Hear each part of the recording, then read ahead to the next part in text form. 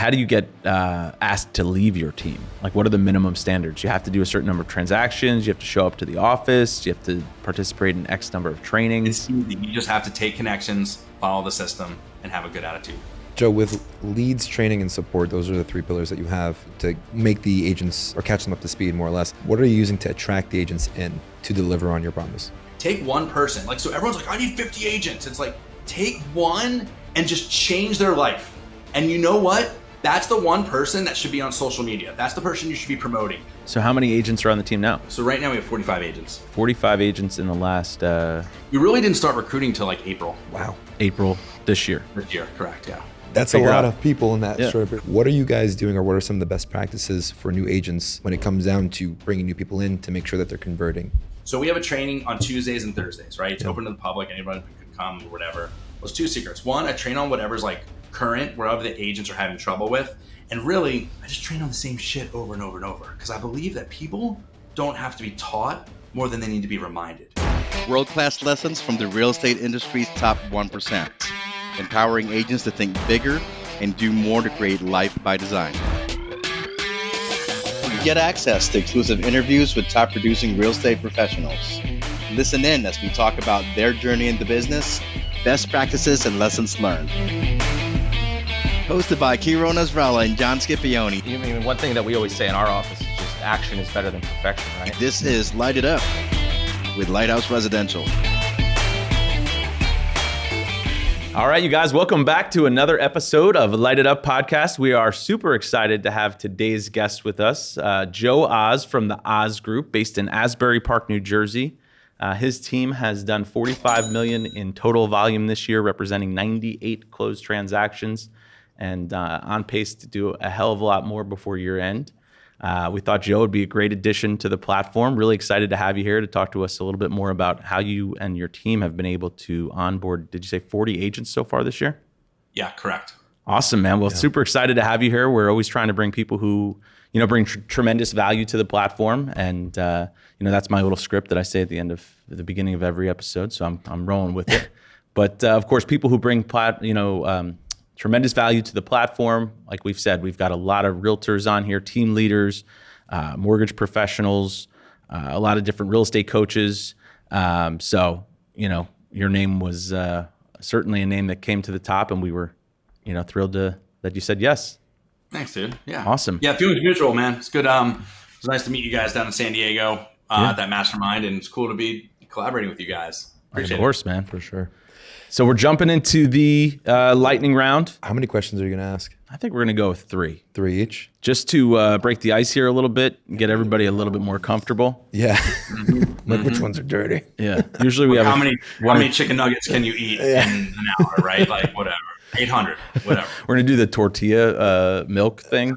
Yeah, that's next week. Yeah, right. Dude, my kid wanted to do that this weekend, and we bought the tortilla. I have a 6-year-old. We bought them. We didn't get to it. He was like, as soon as I came home. Yeah, if I had a 6-year-old kid wanting to swing at tortillas at my face, I would probably. He grabbed one immediately. He looked like he had a weapon. I ran from him. We didn't do it. We didn't do it. I was about to call the police on my 6-year-old. All right, I'm going to hit you first. Hit him. All right, Joe. Do you have any superstitions? If so, what are they? I have real estate superstitions. Can I tell you about that? Yes. Please. When you remove, first of all, when someone's like, I sold a house. Woo! Yeah, baby. It's like when you got the signature, it's like, I sold a house. It's like, right away that deal's going to die, right? No. Or when I'll never forget this one deal, this one client that called me. I don't know. It's a client that was definitely, he's like, dude, we sold it. And I was like, dude, we're just getting started, bro. Someone made an offer. But yeah, man, taking the lockbox off the house before it closes. And really the same goes with taking the sign. You ever get started and you're you get a listing and you get another one, real quick. And you're like, I don't have any signs. So you try to ration them off. Yeah. And you're like, and never do that. Go get a new sign. That deal will die. Yes, I have. Those are really my only superstitions. Mine is don't calculate the commission. What? It's okay if you run some numbers in your head, but don't take out that calculator, because as soon as you start playing with that calculator, shit. You know the exact number, your deal fucking dies. toast. Yeah. Deal You'll dead. get like you'll get like an MLS fine too. It'll like cost you Yeah, money. exactly. You guys ever watch American Teen Movie? Where it's like the phys ed teacher's like, you have sex, you will die. Don't have sex, because you will get pregnant and die. It's like, you calculate your commissions, you will die. Totally. It's so accurate, man. It's so true. All right, Skip, your turn. Would you be likely to survive alone in the wilderness? Absolutely not. I don't know if you've ever seen my hands or touched them. I have like a nightly routine. I don't like doing anything physically, labor wise. Yeah, it would be over, dude. It would be complete. But yeah, like in my neighborhood, I know who has the guns. I know who has like the freezer of like frozen food. Like, but I can make them laugh. They'll have So you got a good network. But for sure. Yeah, I'm dead. But if it's dude. up to those hands, you got nothing. Oh, God. No, man. Hunter gatherer, dude. No way, man. All right, I got you with this one. When you're down, what makes you feel better? Oh, that's a good one, man. Soft hands. You know what, man? I was taught in sales, when you're making calls, they say to like, if you're having a bad call day, just call someone that you really like is fun or that you like to just have a nice conversation. So like for me, man, I have a pretty solid morning routine that includes meditation. And if I can stop and pause and do I can do like a 2-minute meditation. Like I use the Headspace app on my phone. And so like guided meditation, like if I stop and like, it's really an awesome tool, man. You can like stop and reset your day, and you can do it through meditation or just picking up the phone and calling somebody that will just be like, if you're like, dude, I'm having a whatever day, this, and this happened. They're going to make me laugh. And then I can kind of like, also you can like have permission to like, you can kill your day. If it's totally going sideways, go lay down and just like start over tomorrow. Yeah. That's true. Kiro is big on meditation, and I'm saying this with all kidding aside, and I wish I could get into it. I literally went to, I almost said EDM. What was it? TM. Transcendental meditation. I went to an EDM clinic. No, it's Yeah, TM. You don't TM. drop Molly at meditation. No. TM course in Manhattan. So, at the time I lived in Hoboken, and we took the path over. It was me and my wife. We went over to the city to try to, learn more about TM. Yeah. Dude, I slept through the whole clinic. Like I felt like they tried to start the meditation process. I was like snoring through the whole clinic. Yeah, so totally. I'm not really built for meditation. Not yet. Maybe don't go in the evening. That's the goal. Yeah. I went after a long day of work. It takes work, man. It takes practice. That's all. It does. Yeah. It does. I got one more for you here. Cool. What did you get in trouble for when you were young?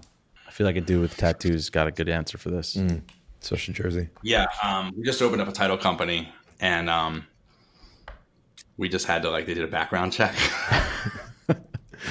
My director of operations was running the point on this thing, right? And so we do level 10 meetings. Yep. Shout out to Lauren, who's like, I love Lauren. She'd be like the Lauren Martin real estate team, But we do level 10 meetings. If you're familiar with level 10 meetings, at the end, someone rates the meeting. They say from 1 to 10, it's an EOS thing or whatever. And so at the end of it was an IDS, which is identify, discuss, solve, was, Joe, your background report came back from the state. We have to do a couple explanations. And at the end of the meeting, Lauren goes, it's me and my business partner and Lauren. And then she's like, well, I'll rate the meeting a 10 because Joe was arrested a bunch of times. So, that was fun. Now I know that about Joe. And but that's it, man. We'll get into. So, Joe, what specifically did you get in trouble for when you were young? Just give us one of them. I forget, dude. I forget. I don't know, man. Just a young kid. I don't know, man. Had a lot going on, dude. But no, nothing bad ever, man. Just like running around, getting into trouble, and things like that. But yeah, I'm gonna plead the fifth on that. All right, that'll have to be episode 2. That will be digging in deeper. So, Joe, let's jump into it. Yeah, man. So thank you again for coming on. One of the things that we appreciate about you the most is your ability to run a business essentially remote and be able to consistently and continually provide massive value to your team, and to be able to grow at the pace that you're growing is pretty insane. For 40 people this calendar year to be onboarded is pretty incredible. Can you just tell us how you came about in terms of organizing the team, the whole back end story to where you are today? And if you could just sure, man. dig into like the California, Jersey sort of situation, because some of that was news to us too. Yeah, thanks. So I got my real estate license in 2008. It was totally a parachute job, like something I pulled, like something else didn't work out, right? And it was like, oh, you should get your real estate license, like that whole thing. And a buddy of mine was really successful, and I was going to go back to school. I was going back to Rutgers, get my MBA. But like I knew that wasn't the answer, right? And it wasn't what I wanted to do. I knew that wasn't really the move, and he was just like, oh, you should sell real estate. So I got into real estate, joined his team, blah, blah, blah, went off on my own, did that whole thing, went from Remax to Keller Williams. Keller Williams was just like a different, just landed differently there, did a lot of trainings, things like that. Like I was the guy who was like, if they told me to get a coach, I got a coach. If they told me to get on an airplane and go to a seminar, I did that. I went to Austin, Texas a lot. That's where Keller Williams Realty International was, where like Gary would teach or whoever would teach. And I would just go there all the time, and it was pretty cool, man, and got into a lot of relationships. And then got to the point where I was like a single agent in my office with a team, pretty standard mega agent team, mega agent taking a lot of listings. I was a big prospecting guy, kind of like you guys, like canceled, expireds, withdrawn, circle prospecting. I was really great at follow-up. So if I could find someone that wanted to sell in the next year, that was a huge success for me, right? I was like, sweet. Like you always say the thing, like most agents are like, oh, he's not going to sell for a year, but it's like, are you gonna be a realtor in a year? Do you want a listing in a year? Yeah. And by the way, they're probably going to transact in 6 months. If you do it for a while, these things, right? So got really good at that, and then did the thing like the total MREA model, right? Got an assistant, got 2 buyers agents, and got to the point where like it was pretty sweet, man. Like I was doing a really good business, and when I had my son 6, when he was born, I actually was the point where I was just a listing agent. I didn't work nights or weekends, and I was like earning a really, really good living, right? And so that was really, really cool. And then, at Keller Williams, I actually went into like owning an office. I became a team leader. I went to the Maryland, DC region, helped, took a team leader job and down there. That kind of didn't, I don't want to like take this. I don't want to like go super long here, but my wife is from Orange County, California. Yeah. And we met years ago, and she moved to New Jersey, and we fell in love and got married. And once we had our son, we started to talk about going back to California. And I took a job with Keller Williams in working for the DC, Maryland region, and specifically an office in Canton, which is in Baltimore. And we got to Baltimore, and after about 60 days, it was just not a good spot. I'm from the Jersey Shore. She's from Orange County, California, like literally beach town, Dana Point. And we just decided it just wasn't the move, right? And so we were under contract on a house, like a row home in Baltimore, and we kept our house in Jersey, but we rented it out. And then we just kind of everything was in a store, everything was in a pod, and we were like, you know what, we're just gonna move to California. And we just did it. We just moved to California, and it wasn't so like moving to California was not strategic. I landed on my head. It was not awesome. It was a cheese grater for cheese grater to the face for a little bit, man. And I got there, just didn't know. I knew I wanted to live there because that's where my wife wanted to live, and she wanted to grow a family there, but I just didn't know how to do it. And I had hired a team leader to run my team in New Jersey, and then I was just going to start selling houses in California. And so the first year I was in California, it was brutal, man. Like I remember like rolling into town, my ego rolled into town before me, I believe, and it was like, all right, Joe's here, give me the listings. Like I need, I'm used to listing 8 to 10 houses a month minimum, you guys. So please. I love the higher price point too. This is going to be sweet. And, it's funny, man. You just don't know a market until you're in it, right? And it's like one of the most like competitive markets in the world. Yeah. And I could go on and on, like what I learned, right? But bottom line, it took me like probably like 6 months, 9 months to be like, okay, what I'm doing isn't working. And actually, John, we talked briefly about this the other day on the phone, but like I pulled like the top agents in my office, anyone that would talk to me and bought them lunch. And I was like, hey, what's working? If you were starting over brand new here, what would you do? Yeah. Got some really good advice, got into production. The next year did I was a single agent. I did like 15 million in the next 12 months. Right. And it was great. And it was 15 million's like 10 houses, Yeah. So, but I broke into a luxury market, was doing higher end stuff. And it was working, but in the meantime, the team in Jersey, I always say if you chase 2 rabbits, you catch 0, right? The team on the West Coast the team on the East Coast just wasn't working out, man. It just wasn't. nothing. We were still profitable. Things were absolutely fine from the surface level, but like I understand lead indicators and lag indicators, and I know the numbers. And I was a prospecting person, and no one was doing prospecting, and they were surviving off of the database, which was really just like the stuff I had been doing years before. Was like calling in and things like that. And so, I just had to make a decision, man. I had to make it. I knew it. Like I knew it. Thank God I had failed enough or had enough experience to know what would happen next. And I I collaborate and talk to enough people. Like that's one of my superpowers, I think, is shit, man. If I'm confused or if I'm feeling some kind of emotion, I'll call someone in my position or who has been in my position in the past or who has like succeeded in the position that I'm in. And I'll just call them and be like, dude, what would you do here, man? Like, what don't I see? Can you please help me? Yeah. And I had those kind of conversations. And, at the time I was being coached by someone that I really, really respected. And, he basically was like, dude, you need to make a decision on whether you want to be a realtor in California or you want to own a business that's located at the Jersey Shore. And, I thought long and hard about that. And there were a lot of decisions that went into it. And I decided I wanted to run a business on the East Coast. And so that's what we decided to do. And then in 2000, I moved to California in 2018. And then in November of 2019, I made a decision to kind of just like start from scratch, like start with, it's funny, man. I got a business partner from outside of real estate who had like built other businesses. His name's Gil. He's built other businesses. I got into business with this guy. I told him my vision. He was aligned with it. And I was about to see, like, I made a decision to start over from scratch with my real estate team. But like when Gil came in and we talked about standards and expectations and vision and where we were going, the team we had walked out the door. They're like, cool, man. Have fun. Peace. I was like, everyone, the admin, everybody left. It was like Gil and I, man.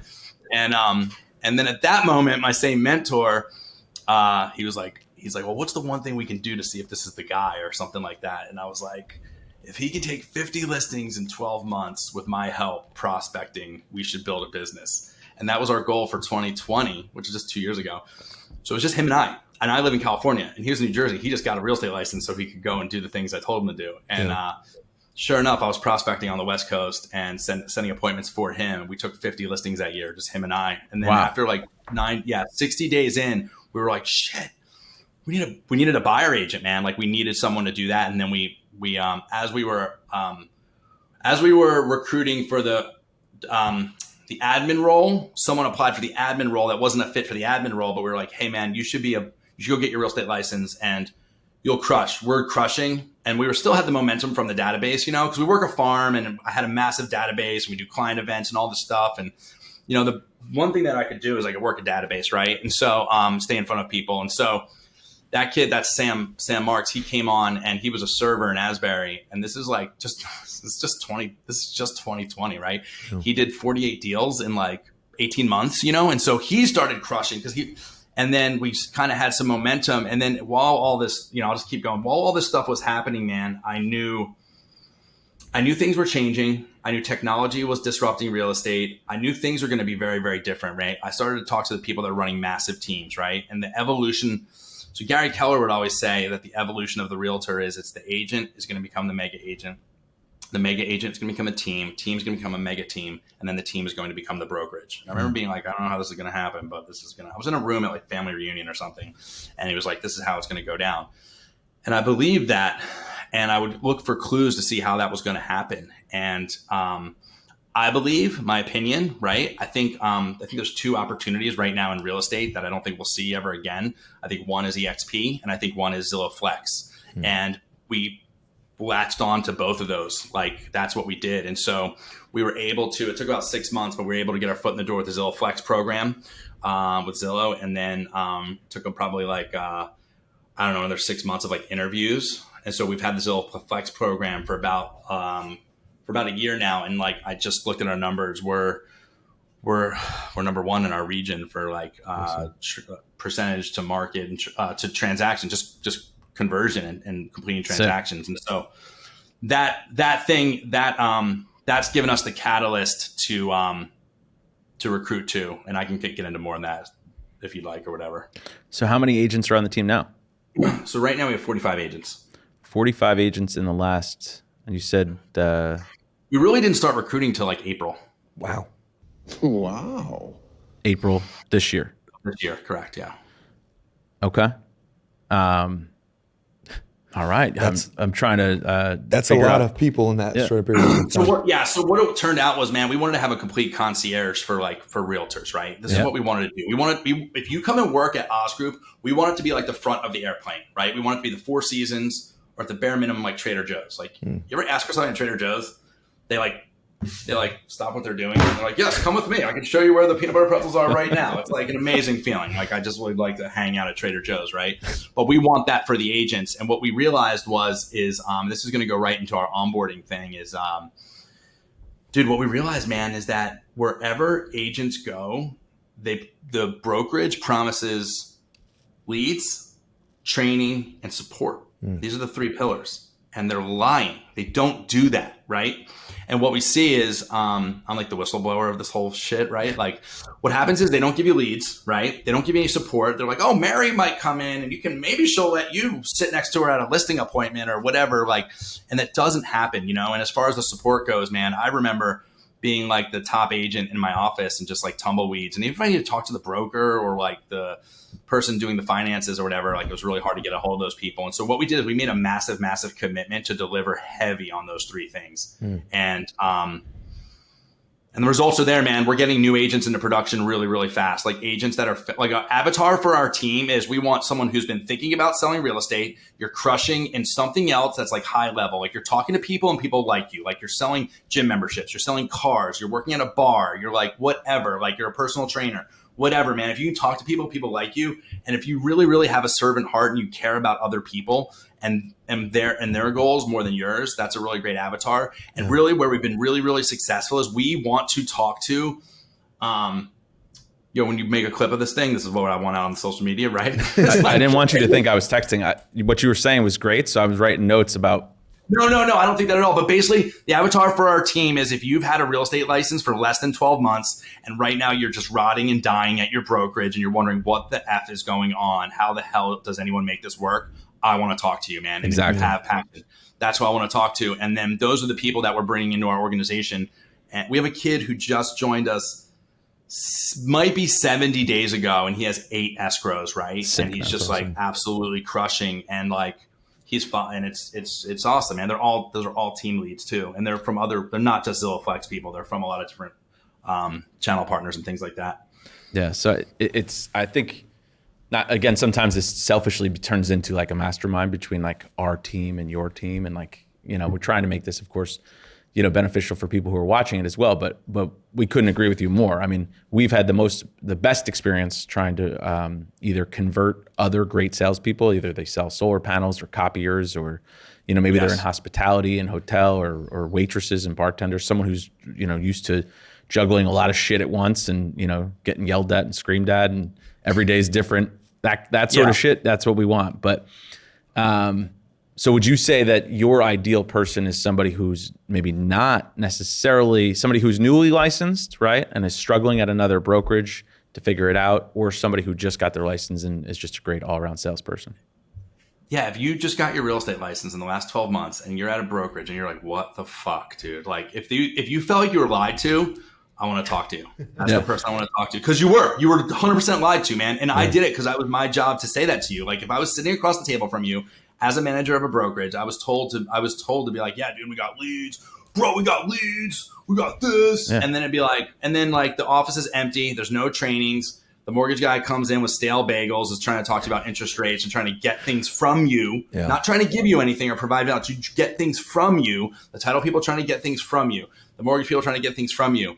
And like, if it's like, hey man, I tell our agents, dude, I work for you, man. I work for you.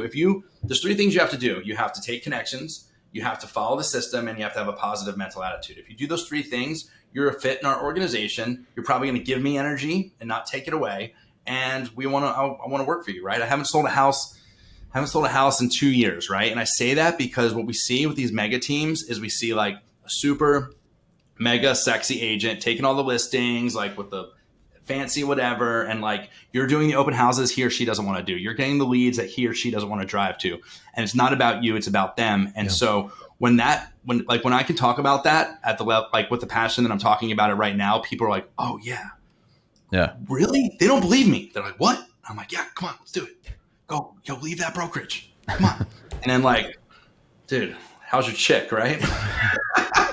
Dude, So- I love it, man. I'll drink your drink. I'll steal your chick. That's how it goes, man. So that objection that I'm sure you get all the time, right? Like, well, Joe, we're also considering Berkshire Hathaway because they're, a big name out there and No. whatever. How do you, compete against some of those bigger brokerages that, of course, I would agree most times, right? It's not the brokerage that's adding the value to the agent. It's whichever team leader you're going underneath. Yeah, correct. How do you guys stack up against that, and what's your pitch? Hey, John, that's a really great question, man. Let me ask you this. Have you met with them already? We have, yeah. Cool, awesome. What's their plan to get you profitable in the first 60 days? I don't know if we went over a plan, but they've got some really cool training programs and stuff. Yeah, but what's their plan? Like on day one when you start, what's the first thing you're going to do? They didn't get into those specifics. Cool, awesome. So what's going to happen is when you join the Joe Oz, we changed our name to Oz Group. When you join Oz Group, we do a monthly onboarding every single month, right? I'm going to give you my pitch right now. This is what we do, right? So it's actually in 2 weeks. Next week, I'm going to Zillow Unlock in Vegas, and then I'll be going to Jersey to do our onboarding for the month. And so I'll be like, hey, John, you know what? Our onboarding in October actually starts on blank date. It's a Monday through Friday. We do this once a month, right? And what's going to happen is from Monday through Friday, it's 5 days. We are going to do corporate style training. By the way, our advisor at Zillow taught me. So I'm going to teach you the same way that they teach at Zillow, right? And so what's going to happen is it's a corporate style training in a classroom environment. Monday, it's going to be 9 to 1 every day, right? Not going to hold you hostage, right? But I'm going to bring you tons of value. 9 to 1 is going to be a group hug. It's going to be our culture. You're going to find that you're going to meet the leadership team, me, my partner, our director of operations, and we're going to tell you about the future of real estate. We're going to tell you where it was and where it's going because the market's changing. The rate, everything's economy is changing, life is changing, the world's changing, and we are going to win. And we're going to take you through exactly what that looks like.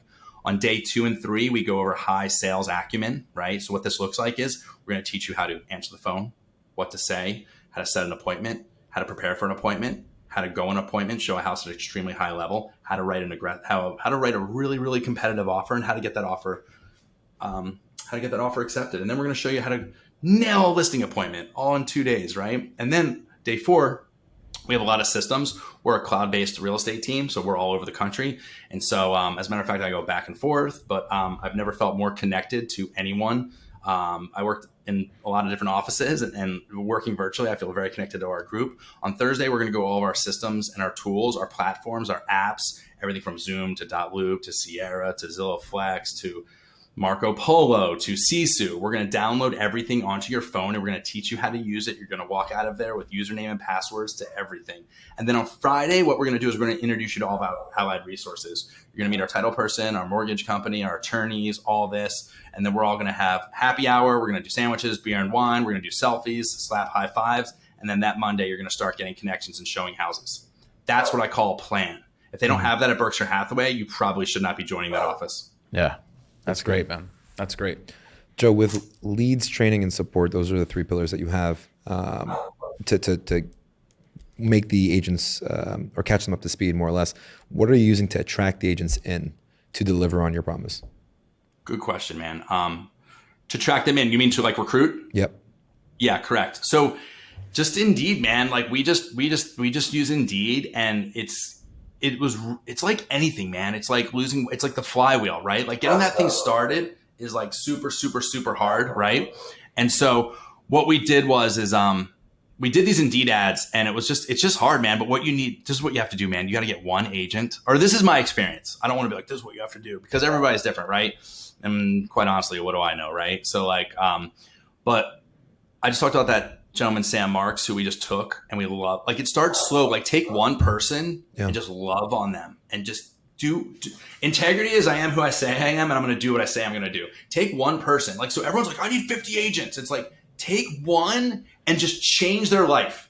And you know what? That's the one person that should be on social media. That's the person you should be promoting. That's the person, we have agent spotlights of our videos we have agent spotlight videos of these agents, and we just make it about them, dude. And when that happens, no one's doing that. No other brokerage is doing that. So when I'm like, hey man, and I talk I'm like, it's not about me, man. It's not about me. I work for you. I say that all the time. That's how I talk. And so what happens is when you have one person that you completely change their life, No one's doing that, right? So then what happens is when you talk to the next person, now you're validated. It's the same when you go on a listing appointment, right? Yeah. The first time you go in that neighborhood and you're trying to break in, you're like giving discounts. You're doing whatever you can. You're like, shit, I just need to put a sign in a wand. What? I don't know. Please, God. And then what happens is once you sell 3 or 4 in that neighborhood, then you roll into the listing appointment and you're like, a little bit different. Yeah. What's up? And then you slide. And I do this now. Like I was the guy on listing appointments. I would slide at the end of the appointment. If they wouldn't sign, I'd say, hey, kind of like what's the plan? Okay, I'm joining Remax. Cool. What's the plan to get you profitable in the first 60 days? What's the plan on day 1? They're like, whoa. I'm like, cool. When I wouldn't get the listing appointment or when I wouldn't get the signature on the first appointment, I would take out my references and I would do my research ahead of time. And anywhere within like, I don't know, probably within the town or something, or maybe the surrounding towns, I'd bring all the houses that I had sold and I'd bring the people's names and phone numbers and I'd pass it over to them. And I'd be like, cool. The other people that you interviewed, I'm sure they gave you a reference list, correct? Right? And they're like, well, no. And I'm like, what? They wouldn't. I'm applying for a job here. Why would I not? I mean, any job you ever apply for, there's references, right? And so now we do the same thing. So when someone's kind of skeptical on the phone, like I'll have someone be like, well, and the thing is, these agents are skeptical because they've just been lied to, man. It's bonkers. Yeah. They're like, well, they told me this, and this, and you know what? You're just like them. And they're right, man. Like they have a right to believe that. So now I'm like, hey, you know what? I've got this person in the last 30 days has done this, and this. I've got this person in the last 60 days has done this, and this. I've got this person in the last 120 days. If I can connect you with them and you can have a conversation, would that make you feel better? Yep. They're like, really? And I'm like, yeah, I'll text and connect them to them right now. And so those other agents are like having a really great experience. And then when they talk to that person, it just happens. And so then now we kind of have that flywheel. So I just interviewed someone this morning we have a production manager role that's available who would actually, right now I'm doing the onboardings. I'm flying New Jersey. I do the onboardings. I do the coachings. I do all these things. That's a full-time job, right? So we're interviewing people for that job. And that person just had some really nice things to say today. I was like, hey man, you know what? It's the buzz is getting out. You guys are doing something different. It looks different. It smells different. It's cool. And so then the flywheel starts happening and then your DMs just start lighting up. Like I had someone feels, you ever fire a client? Remember when you come from abundance and a client, you're like, you know what, dude? Maybe I'm just not the best realtor for you. You're right. I'll release your listing and you'll be free to list with whoever you want. They're like, what?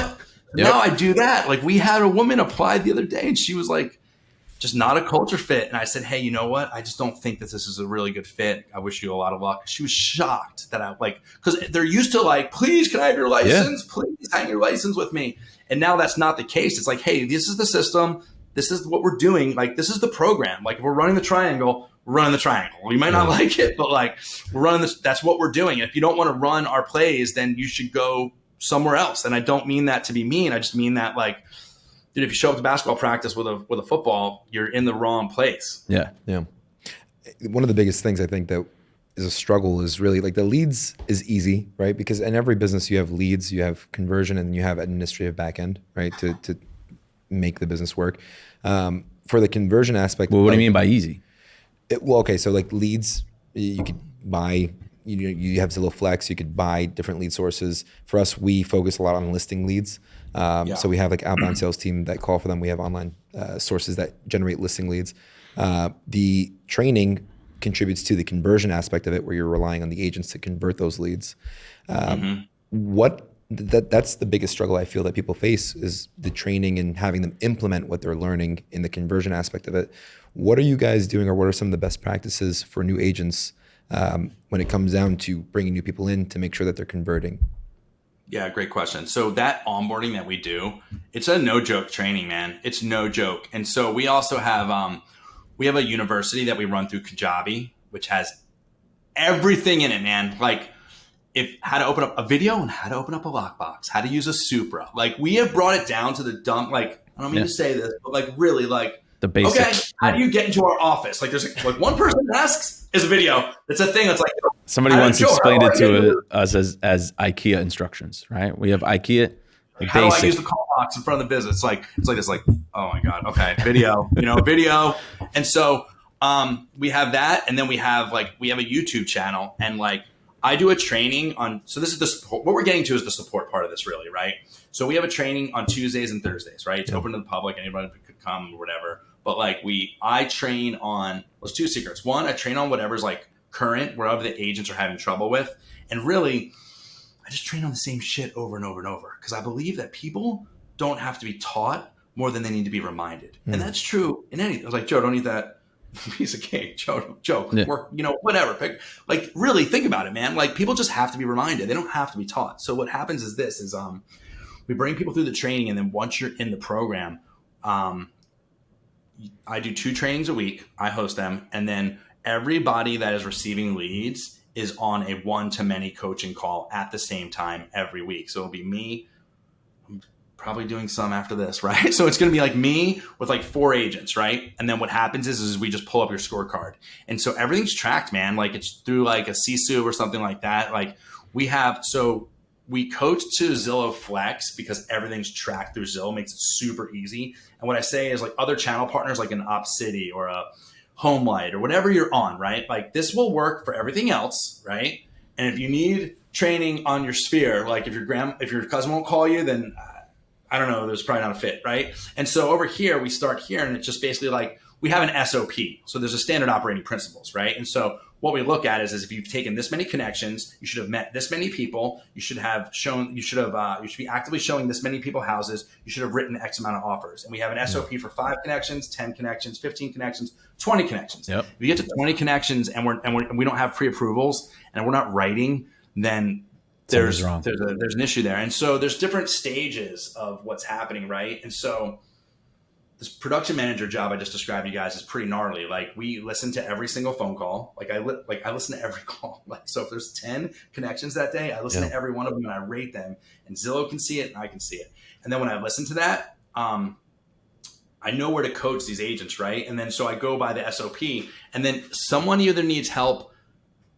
Okay, let's dumb it down, right? Why are you not answering the phone, right? Then it's like, why are you not following the script? If you're not following the script, then you're not setting the appointment. If you're not going, and if they're showing houses to people and they like them, why are we not writing offers, dude? Why are we not? Yeah. And we find out when they walk out of the house, we have scripts like, hey, like instead of saying like, do you want to write an offer on this one? We're like, hey, what do you think? Do we love this one? Or are we going to throw some eggs at it when we leave? Like, what are we doing? Are we like screeching out of here? Or are we going to like stay around and walk around the neighborhood and see what it's like? Yeah. So we're asking them, do they want to write offers? And then if you have the data tells a story. Exactly. And we prepare before the meetings, and then when you sit with each agent, you can kind of coach them to where they are. Yeah. I mean, it's like anything else, right? If you track your numbers, you can always figure out where you need to improve. Right. Like we all did this as individual agents, right? We have a number analyzer, right? I talk to this many people over this many hours. I have this, which I've converted into this many listing opportunities. If I go on this many appointments, I get this many taken, and what you track, you can improve on. So that's super important. So, oh yeah, dude, you're like, I want 8 listing appointments this week. Yeah. And then you just start off like, how many people do I need to call? Like, shit, I don't know, but I better start calling. And then you call 200 people and you set one. Then you're like, oh my God. Then you multiply 200 times 8. And that's how many phone calls you got to make, And then you track that. And it's, what do they say? It's simple, but it's not easy. But most people don't do it, man. Yeah. Most people don't do it. One thing, sorry, go ahead. Go ahead. I was gonna say, one thing I appreciate about you, Joe, is we had the fortune of sitting down with you for a few hours in San Diego, and I could tell you're an expressive personality, but based off of what you just said for the last 20 minutes, you have been forcing yourself to learn the analytical traits that you need to understand, to know, to be able to make a measurable, scalable business, which is extremely hard to get used to unless you see the importance of it. So I appreciate that, and that's awesome that you have that skill. Thanks, dude. That's true. It sucks. I didn't want to do it. Thanks for noticing, man. That means a lot. That's coming from an expressive. I was just on with our Zillow Flex advisor, and he's like, graphs, charts, and I'm like, no. Yeah. Dude, what the fuck does this mean, dude? What do you want me to do? Answer the phone more? Just tell me what. Yeah. I'm a caveman, dude. Yeah. I'm a knuckle dragging ding dong from New Jersey. Please just tell me what I have to do. Like, I think that's a good follow-up question then. So what do you teach an expressive person who's, let's say, I'm going to use the proximity rule that you use. If someone's expressive, how do you teach them to make that the focal point of constantly looking back at the SOP for a reference point, tracking the numbers and knowing the scale? If you're doing 5 transitions, this is where you're supposed to be at 10, 20. What's your advice for someone like that? Let me add on that real quick, because we've had agents on our team, right? Real close experience, where we've sat them down in the conference room, maybe one-on-one, maybe in a group setting, not such an attack sort of conversation. But hey, listen, if your numbers are here, this is what you need to sort of work on. And sometimes people do feel like, whoa, like you're riding me a little bit too hard. So how do you respond to those people who don't really see the significance of the numbers? Yeah, good question. I think it and I'll say this, man, like the first thing that pops into my head is like, you got to understand what everyone's goals are, like I had this thing where it was like, we would just like ride, like your goals aren't someone else's goals. Right. And so there's going to be like the mom who's like, you know what? I just want to do 4 or 5 deals a year to pay for Disney for the kids and contribute to the family. And that's the best week of my life is when we go to Disney. And it's like, so like, if you're like, Mary, hit the phones, you're like fighting, like breaking shit. Like that's not awesome. Cause Mary's probably doing rad and having fun, and that's cool. But like, Mary's not going to be on flex. Does that make sense? Right. Like, so, and then we just meet people where they are. So it's like, in our organization, we have a conversation. It's like, hey, in our organization, you should be closing 2 to 4 transactions a month at a minimum. If you're taking 2, we have everything tracked down to a number. So if you're taking 2 to 3, like literally, if you're taking 2 to 3, if you make it to Zillow Flex and you're taking 2 to 3 connections a week, you will sell 2 to 4 houses a month to scale. That's just what the numbers are, right? And so, but what we really see is like, that really doesn't happen in our organization, man. Like people either come in and they're on fire or they're not, and I can spot it quickly. And if you're not on fire, like our organization, like I think accountability is the highest form of love, right? And so like the worst thing you can do is like tell me your goal, or if I care about you and you tell me your goal, you're effed, right? Because then I give a shit, right? And I'm attached to it. And so I have this thing also where like I think it's bad. I don't know. I think it's bad.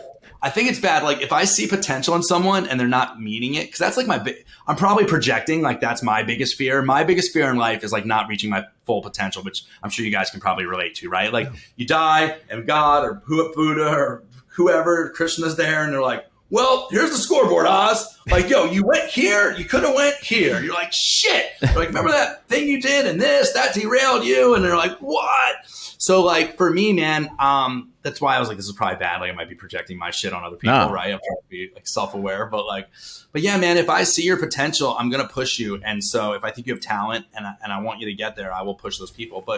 And then when I do that, people usually either, if I have to push you, you're probably not going to make it here, right? Like you just don't have it in you to kind of do it.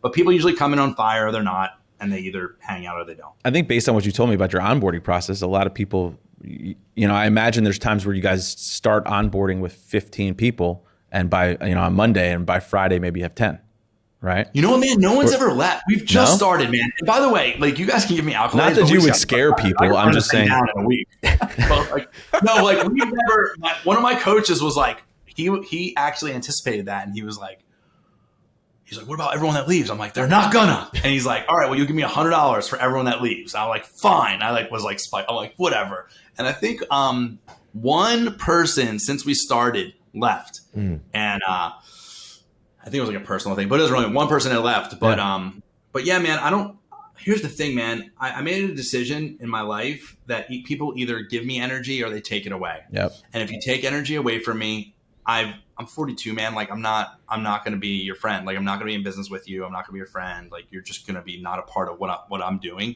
But if you give me energy, I'm like, dude, let's hang out. Let's do some weird stuff, And so the people that like, I have to like, it's like the talent, non-talent thing, man. If I have to push you or pull you along with me, it's not going to work. So I think you guys have obviously done a great job then at attracting the right people, right? So you're sniffing them out before they even get to the training then or the onboarding. I think so, man. Well, we have this is like probably a whole nother thing, but like as far as our like recruiting, like we have an initial call with a recruiter, and then we have an advisor that we brought on, right? And then we have a second call, which is with me, right? And so a lot of people don't make it past that first person. And then the person I just explained to you, the phone call started like, I've been in business for 25 years, and I already knew. You're like, strike one.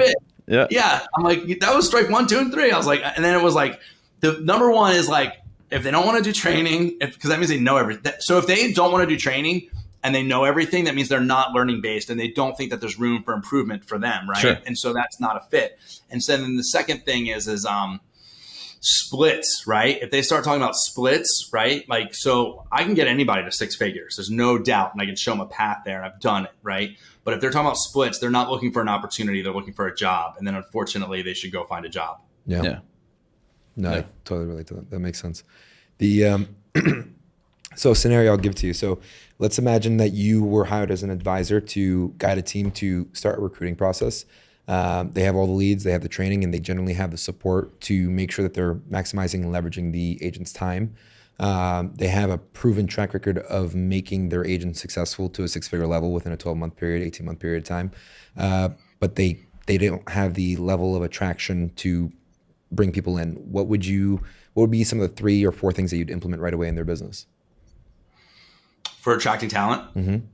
Yeah, I would just, like, whether it's Wise Hire, Indeed, Craigslist, whatever, like get a sexy ad copy and just get it out there, right? It's your value prop is really what it is, man. So like when I talk to team leads, like I kind of just touched on my value proposition with you guys, and it should have sounded attractive, right? And I should have had some passion around it. Like if you go sit at Keller Williams, or like, probably shouldn't say broker names or whatever, but like if you go sit at whatever brokerage, right? They're just like, yeah, well, like it's not exciting. They don't have a plan, right? But like you should know what your value prop is, and you should communicate the hell out of it. And you should do it through any platform that you possibly can, including social media. So I got on, I have a time block on my calendar to do a video. No matter where I am, every week I have to do this. Like, hey, what's up? It's Joe Oz. We're still hiring. If you're thinking about selling real estate, if you've got your real estate license in the last 12 months and it's just not working out where you are, I want to talk to you. Like I do it every single week, and it just goes out, and I'm screaming it from the rooftops. And that's what I would say, man. Find a value prop and be real, have integrity, like make it real. And then, and don't lie. It's like real. Remember when you're told that script, like, hey, I have a buyer for your house. It's like, you're lying. Like, don't lie. Like you don't have a buyer. Tell me, like, you can help them sell their house or whatever. But like, that's the thing, man, is like, just don't lie. Yeah. And communicate that value proposition at a super high level. Like that's all. Dude, as people, man, we don't communicate. We don't tell our story. And if you have a story to tell, just communicate it at a high level. Yeah, I think that's one of the things that a lot of us struggle with. I know that's something I've struggled with personally, is that, you start doing business at a high level and you have your blinders on. And all I was ever doing was like hunting for the next listing. When's the next listing? When's the next listing? And like, like I have business coaches over the years who are like, John, you haven't bought any like enough investment properties. And I'm like, well, because my blinders were on, and because I'm only hunting it for listings. And even shit that was like, should have been on the market at 500,000, the seller's like, I'll sell it for 350. And I'm like, like never did I say, oh, that's an opportunity. I was like, oh, this is another listing, like not focused enough, but I was so focused on one thing. But what I'm getting at is I wasn't telling enough people about what, like the value that we were providing to the people on our team. I wasn't necessarily telling enough people about those listings. I was just having like our team take care of the marketing and the initiatives and stuff. And, it just wasn't a focus. But I think if you set aside time, like you said, or I liked your idea of really building up 1 or 2 agents on your team and making sure that that's all you gotta do, man. Make that one person your baby. Like care about them so much. Like make it insane, like as if it's your child. And then and people be like, well, people will see it because it's not happening in our industry. Yeah. Nobody cares about the other person, right? That's kind of it, man. It's all ego. Our business is all ego, man. And so the other thing that helped is that I just don't sell houses anymore. Like, and that, dude, my income went, dude, like I'm in Orange County. I was selling, like, I can go sell a couple houses, pull in a couple, huge commissions, right? But I made a decision like, hey, I'm not going to sell houses. I'm just going to be here for the realtors. And so like, it's funny what you were saying about the investment thing, because I have a wealth coach who says this, dude, I had the same exact conversation with him a week ago, right? And it's like, but what happens is that whatever you're yelling about is what, like there's a dude I know who has like investor so-and-so in his like handle, and he's a realtor, but he only talks about investing. And guess what? He gets all the investment deals. People call him for the investment deals, right? But if you're screaming about listings, they're going to call you for the listings. And so for me, I'm just screaming about joining a real estate team. Yeah. Yeah. It's what you focus on. It expands. It's interesting because, like John was saying, you focus on becoming a good salesperson. After you become a salesperson, you realize that the success of your team depends on your ability to position people in the right seats. And that's all it really comes down to. We always have, I think the biggest fault high producers have is that you come into a mindset thinking that people will be just like you. So it's like if they don't fit your shoes, you're just like, no, it won't be. If they're not a hell yeah, next. Yeah. But just kind of, I think that's one of the biggest issues, right? I guess when you don't have the number of people coming in at the same time, you can't kind of see who fits through the funnel and is created. And in the beginning, you just take everybody. People will surprise you. Yeah. The smelly kid is going to sell 50 houses this year. I'm telling you, the smelly kid is going to come in and you're going to be like, what? Like the one you're not, dude, the one that you think is going to crush, the one who shows up and's got all the stuff and knows the scripts and used to be an ISA, and you're like, the turtleneck. Oh my God, that dude disappears the next day. Yeah. That dude disappears the next day. And you're like, what happened to Bob? He was like, I was going to retire. Bob is here. Yeah. And then like the dude who like, I don't know, man, the dude who's like, phone isn't charged. Like, I'm telling you, and those people just need a little bit of help. You'd be really surprised, man. You would have met me in 2007. You would have been like, no way. This guy's. How do you get asked to leave your team? Like, what are the minimum standards? You have to do a certain number of transactions. You have to show up to the office. You have to participate in X number of trainings. It's easy. You just have to take connections, follow the system, and have a good attitude. So they don't have to show up to the office. They just have to be available. We're virtual, man. Like, we do everything. Like, if you work at Google, you're on a team. Somebody's in New York, somebody's in Dublin, somebody's whatever. We communicate through Slack, right? We have like, we operate like big tech, right? So like Spotify was like, hey, don't come here anymore. Like Spotify in Los Angeles was like, yo, don't come here. And so like, we think that's the future. We communicate, we're super efficient, but no, man, like it's just, and you can tell like if they're not showing up to the trainings, like you can get lost. And then when you get lost, like you need to stay in the middle of the herd so you don't get picked off.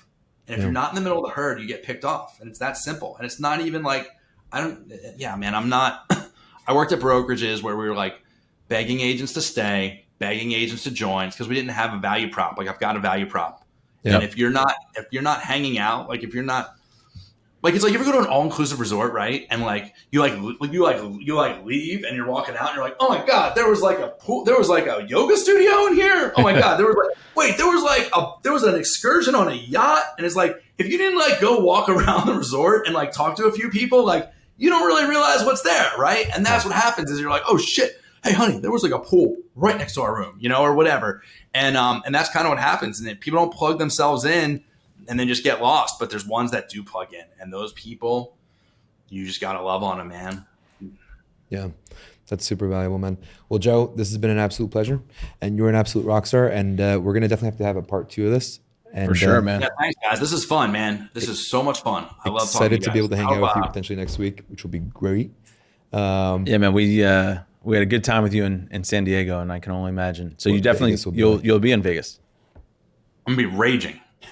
We'll be raging right next to you. That's not true. I don't even drink. But I will be. I'll be there. So what's funny is Zillow Unlock, and EXP Con, are on the same days in the same hotel in the same city. That's strategic, huh? 2 weeks back to back. It's gonna be painful. That's like the networking event of the year, 100%. EXP Con and Zillow Unlock in the same building. That's bonkers. So I will be primarily at Zillow Unlock, but I'll be in the building for sure. So I'll meet up with you guys. Awesome. Man. I've got a bunch of I've got reservations already for like dinners and stuff. And can I just speak freely now? Like we don't. Well, have to, before you do, tell people how to reach out to you if they want to join your team or get referrals. I was about to say like, yo, there was a secret party. I rented out the In-N-Out Burger in Vegas, and code word. How people can find me. I think there's like Joe Oz Real Estate. That's it on Instagram. That's the best way. Joe Oz Real Estate on Instagram. I'm yelling, I'm screaming, I'm getting wild on there and having fun. So yeah, if you guys want to follow me there, that's where you can find out everything I'm doing, everywhere I'm traveling, where I'm going, who I'm mentoring with, what we're doing. Like we're loading content up every single day. Would love to have you follow us. Awesome, man. Well, thanks again for being a part of it. We really do appreciate your time. We know it's valuable. And I think everybody else will find it valuable as well. Yep. Thank you again.